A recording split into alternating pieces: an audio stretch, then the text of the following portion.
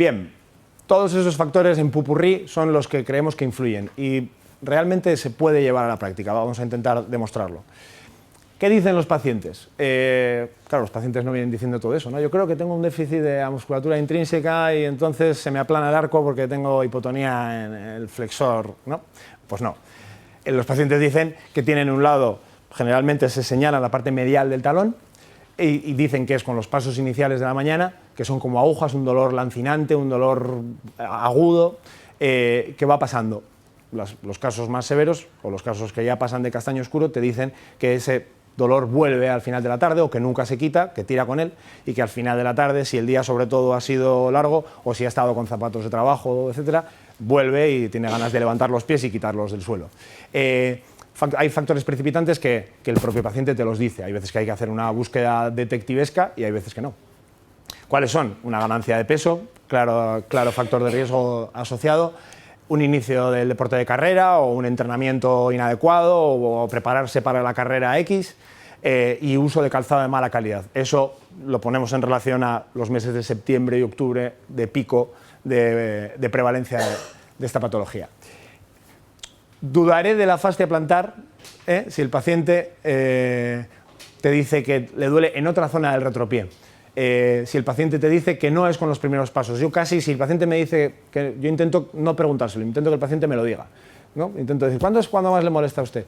Y intento que él diga, pues cuando me levanto, entonces yo digo, vale, lo apunto, no le sugestiono. Pero si después de hacer una buena anamnesis te dice, no, los primeros pasos no es realmente cuando a mí me molesta, yo dudo y mucho de que sea la fascia plantar, ¿no? Yo y cualquiera. Cuando el dolor es intermitente, esto no es salomónico, cuando el dolor es nocturno o en descarga, esto sí es claramente, probablemente otro camino, o cuando el dolor es de características neuropáticas. Es verdad que te puede decir como que me quema el talón, pero lo define más como agujas, un dolor agudo, un dolor puntual, un dolor que te atraviesa. No lo definen con características de parestesia, de hormigueo, de entumecimiento, eso no suelen decirlo. Si dicen eso, habrá que pensar en otros diagnósticos diferenciales. La exploración, ¿cómo la hago yo? Yo intento aglutinar toda la información que hemos visto previamente en maniobras. Intentas hacer una maniobra con un porqué. ¿Por qué hago esto? Para ver la flexión dorsal. ¿Por qué hago esto? Para ver cómo se comporta el arco. Y lo intentas hacer en el menor tiempo posible y lo intentas hacer de la manera más ágil posible. Este es mi esquema. De pie, sentado, tumbado. ¿Qué miro inicialmente?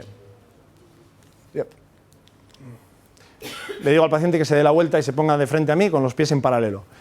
Miro el ángulo tobillo-pie, miro si hay ese leve valgo que tiene que haber entre la pierna y el calcáneo, o miro si ese ángulo es más acusado, el aspecto de la grasa plantar y la musculatura gemelar. A veces te sorprendes si ves un gemelo chuchurrío y dices, y si es la pierna fastidiada o no, o la otra, pues dices, bueno, probablemente esto algo que ver tenga, ¿no? Dato que te apuntas. Le digo que se ponga de puntillas, la famosa maniobra de ponerse de puntillas para ver si el talón invierte un poco, a ver si el tibial posterior hace su función.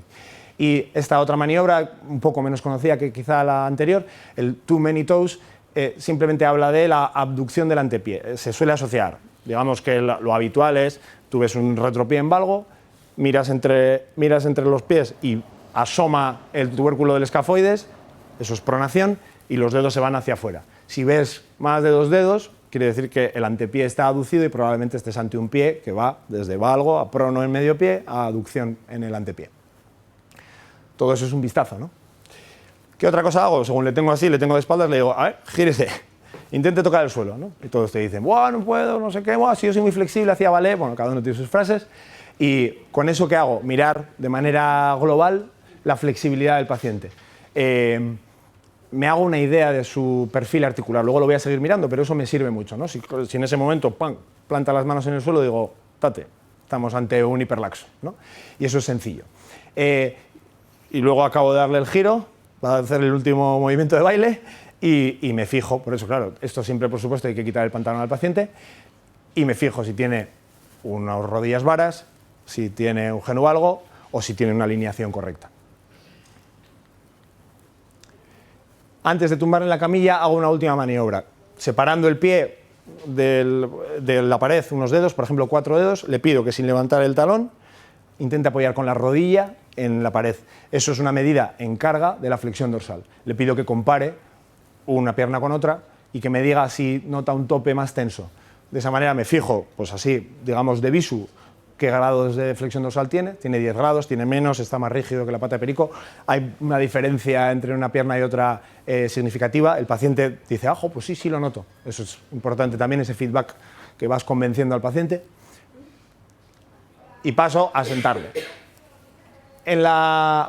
Paso a esto en honor a la verdad, depende del tiempo de la consulta, claro. Le dices que camine un poco para allá y un poco para acá. Y tú te ladeas un poco, das un paso a un lado para ver el arco plantar y te fijas en dos cosas. Te fijas en si valguiza el retropié en carga, lo que hablábamos, el concepto estático del pie plano, si verdaderamente valguiza en carga, si se le aplana el medio pie, si prona, si hiperprona, o sea, si se le aplana el arco. Y me fijo eso, en el tubérculo del escafoides, si como en los vídeos que ha enseñado Santi, se medializa, ¿no?, y asoma ahí. Ahora sí, le paso a la camilla, le pongo en esta posición. Para mí muy importante, me acuerdo en la última clínica en la que trabajé aquí en Madrid, me cabreaba con el jefe en plan risas diciéndole, mira, ponme la consulta más pequeña con menos luz, pero ponme por favor una camilla que sea hidráulica y un taburete.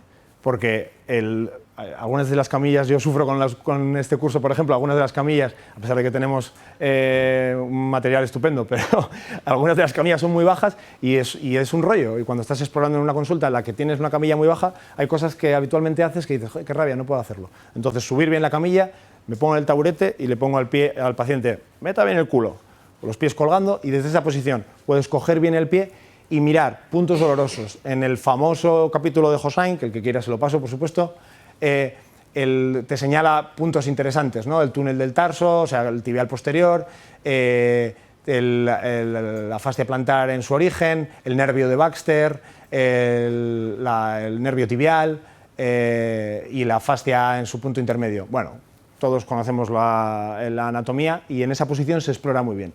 Puedes coger el retropié, bloquearlo e ir palpando. Mi consejo es palpar un poco todo y luego la fascia, ¿no?, con un sentido común. Otro gesto interesante en esta posición es mirar la flexibilidad de la metatarsofalágica. Santi lo ha comentado muy bien, el efecto windlass, la importancia que tiene el primer dedo en esa eficiencia de rigidez del talón en el momento del despegue, y podemos encontrarnos de todo. Podemos encontrarnos ese laxo que toca con los pies en el suelo, que tenga un primer dedo que se toca con la uña en el dorso del pie, o podemos tener un hallux rigidus bastante frecuente. Nos fijamos en las callosidades de hallux rigidus orientan, ya antes de explorarlo, a que esa metatarsofalágica no va a tener sus 30-40 grados de flexión dorsal.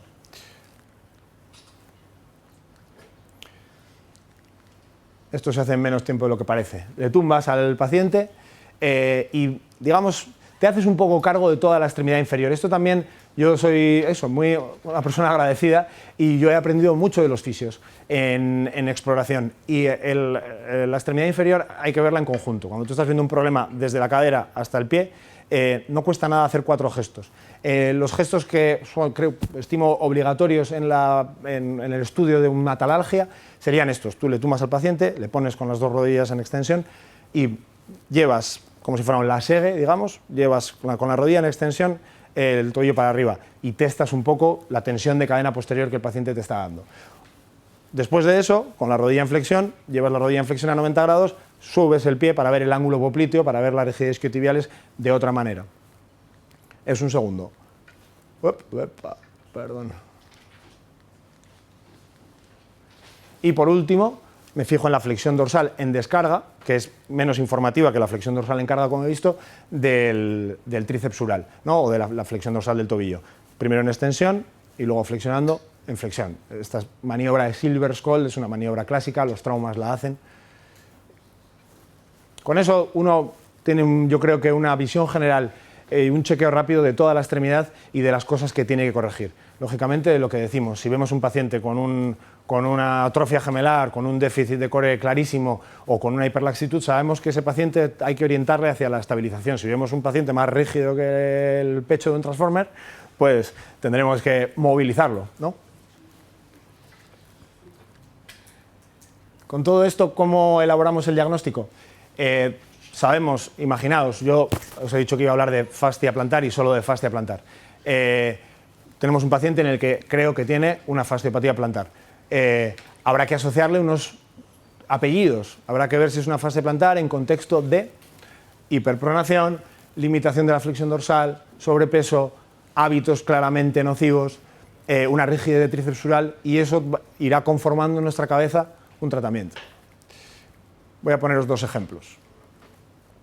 Imaginaros lo que nosotros llamamos diagnóstico primario, ¿no? Fasciopatía plantar en un paciente con perfil de hipermovilidad, ¿no? Esto es terminología, digamos, para entendernos, ¿no? Es terminología académica. ¿Qué observaremos en un paciente con hipermovilidad en todos estos ítems de información que buscamos? Veremos una laxitud articular, llegará con las palmas al suelo, tendrá un ángulo de flexión dorsal de 20 grados o de 25, veremos un pie probablemente plano, probablemente hiperpronador. Veremos un déficit de core, la laxitud se asocia a alteración del control motor, es como un binomio, ¿no? Como muy bien saben los fisios. Entonces será un paciente al que habrá que recomendar una serie de cosas. Si vemos un paciente con perfil rígido, yo siempre, no sé por qué, siempre pienso en fontaneros. No sé por qué, pienso en el típico fontanero con su cinturón de fontanero, un poco retaco, un poco sobrepeso, músculo grande, esos gemelos así que no abrazas con los dos brazos y dices, ojo, este tío tiene una fascia plantar, una fasciopatía plantar clínica de libro, y en la exploración que veo, un acortamiento del tríceps, la maniobra de pared no dobla no pasa ni 5 grados del neutro, flexión dorsal limitada, un hallux rigidus. Este paciente que necesitará, bueno, pues probablemente más movilización que estabilización. Es un razonamiento que se va concatenando, ¿no? Es el paso, lo decimos siempre también en nuestros cursos de hombro, a veces nos pasa a los clínicos del aparato locomotor que el paso entre el diagnóstico y el tratamiento a veces nos supone como un pequeño problema, ¿no? O un problema de acuerdo, tiene esto, ¿qué le ofrezco? ¿Qué hago con él?